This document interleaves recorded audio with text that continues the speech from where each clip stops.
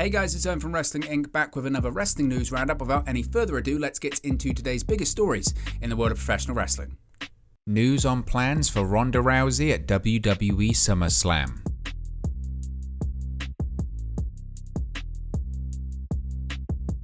Now that Ronda Rousey is without her coveted WWE SmackDown Women's Championship following Money in the Bank, where does she go from here?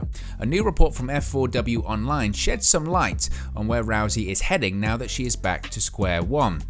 But Rousey fans fret not, she isn't leaving the title picture just yet.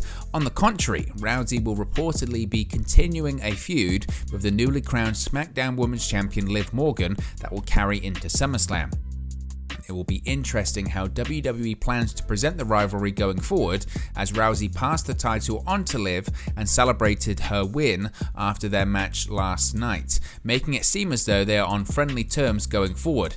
Meltzer adds that he is personally surprised by this booking choice WWE is making because, quote, almost everybody figured it would be Charlotte Flair and Ronda Rousey at SummerSlam, and it's not. Charlotte Flair has been away from WWE television ever since her loss in an I Quit match to Ronda Rousey for the SmackDown Women's Championship at WrestleMania Backlash on May 8, 2022. WWE explained Flair's absence by stating in storyline that she suffered a fracture of the radius during the bout with Rousey following the Ronda armbar, which also involved a steel chair for added efficacy. If she is not returning to feud with Rousey, where will that leave the Queen when it comes to WWE's second biggest show of the year, SummerSlam? The answer is still uncertain. A recent advertisement for a SmackDown television taping scheduled on Friday, August 12 at the PNC Arena in Raleigh, North Carolina is advertising that Charlotte Flair will be appearing on the show.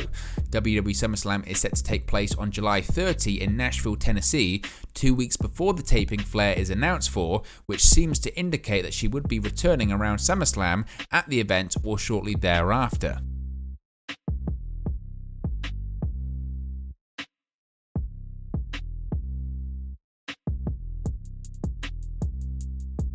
Backstage news on WWE wanting to push Montez forward as a singles star. Montez Ford of the Street Profits is reportedly in line for a big singles push soon. WWE made several references to a potential Ford-Angelo Dawkins split this past week on the July 1st SmackDown and July 2nd Money in the Bank. On Friday's show, the Usos would tell Ford and Dawkins in an in-ring segment that there have been rumors you guys haven't been getting along, which seemed to be a sign of the inevitable Street Profits split-up. Furthermore, in recent weeks, the announcers have reportedly brought up Ford's physical transformation and how much bigger and stronger he appears to look. According to Dave Meltzer on a recent episode of the Wrestling Observer radio show, the Usos line and the commentator speaking on Ford's physique are both intended to lead to a Ford singles push. Meltzer noted that there are people within WWE management, quote, who are very high on him right now, especially with his new physique, end quote. The split was once again teased at the Money in the Bank Premium Live event. On commentary, Michael Cole alluded to issues between Ford and Dawkins, and after they took the loss to the Usos, there appeared to be some tension between the Profits. It was revealed after the match that Ford's shoulder was in the air during the pinfall, which Ford pointed out to both his tag partner and the referee. The Profits then appeared rather disjointed as they walked back together to the backstage area. Prior to the Money in the Bank event, Ford spoke to Wrestling Inc. managing editor Nick Hausman on the possibility of the Street Profits breaking up due to the WWE draft. Quote, if the draft happens and they, were forced to go our separate ways, we're going to definitely keep that support there, Ford said. Keep bringing it 100%. I know as a kid, speaking for myself, I've always had dreams of being a WWE World Champion. That dream never just fades away, man. When you're here, I feel like if you're not trying to be the guy or the team, then what are you here for? Besides the money.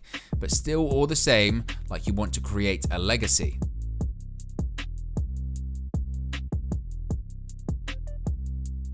Backstage reactions on WWE Money in the Bank moving to a smaller venue.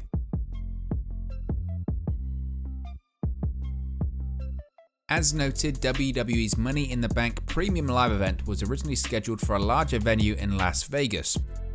Due to low ticket sales, the company felt it was best to move the event from Allegiant Stadium to the MGM Grand Garden Arena nearby, which ultimately sold out by the time the show began. According to a new report from Fightful, the move, quote, surprised some in the company because Nick Khan, WWE's president and chief revenue officer, has been pushing for more stadium shows to take place. One source was hoping WWE would wait until at least after Hell in a Cell to see how ticket sales changed, because they believe the company was relying too much on the buzz of the premium live events alone instead of the stories going into the show. The people spoken to within the company noted that WWE either, quote, did expect or should have expected that UFC would be in town for the same weekend, as that is a 4th of July tradition. They add that WWE originally also put a hold on Allegiant Stadium for Sunday, July 3rd, in case they simply wanted to move the day over and see if the ticket sales would do better in that scenario. It was indicated that this is one of Khan's first misfires since he started pushing for more Saturday night premium live events and stadium shows. After the change happened, top WWE stars like Cody Rhodes, Randy Orton, and Rhea Ripley were all sidelined for a variety of reasons, which forced the company to pivot some creative plans they booked. One WWE source reacted to the changes saying, quote, well, considering we couldn't have predicted all of that and the event sold out at the location, it doesn't look too bad.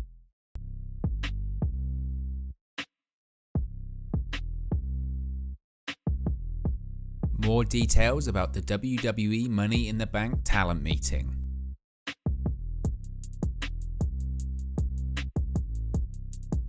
Few more details were revealed about the meeting on Saturday afternoon that happened before the Money in the Bank premium live event. According to Fightful Select, the meeting was said to be received positively. During the meeting, Stephanie McMahon told talent that her door was always open. To close the meeting, she thanked everyone. One longtime talent told Fightful that it was simply a staff meeting, saying much of what talent already knew. It was also noted that not all talent was in attendance. All three are said to be generally well liked by WWE talent, and Stephanie is, quote, adored based on what talent told Fightful. In a report from PW Insider, the meeting was described to them as rah-rah meeting that pushed everyone who works for the company as one big family working together. It was also noted in PW Insider's report that while Nick Khan and other executives were here, it was only Stephanie and Triple H who spoke during the meeting. Triple H had reiterated that he is back to working full-time. As noted, Vince McMahon, Stephanie McMahon, Paul Triple H Levesque, Nick Khan and Pat McAfee were all in attendance at UFC 276 this weekend. Vince stepped down as chairman and CEO of WWE after allegations were made surrounding an affair he had with a former employee. Stephanie is serving as interim WWE CEO and chairwoman, while Vince still plays a role in the creative direction of WWE programming.